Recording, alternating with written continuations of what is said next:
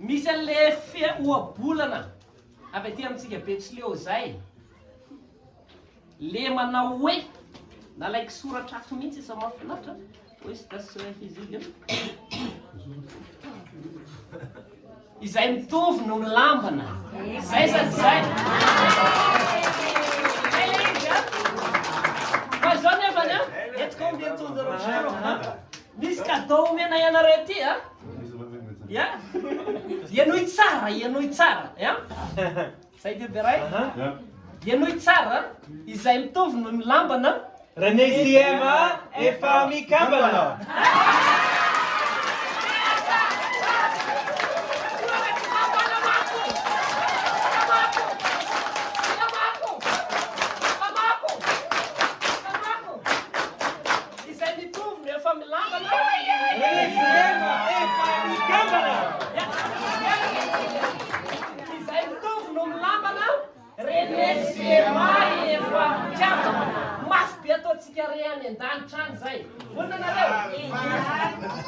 Izay mitovy no milambana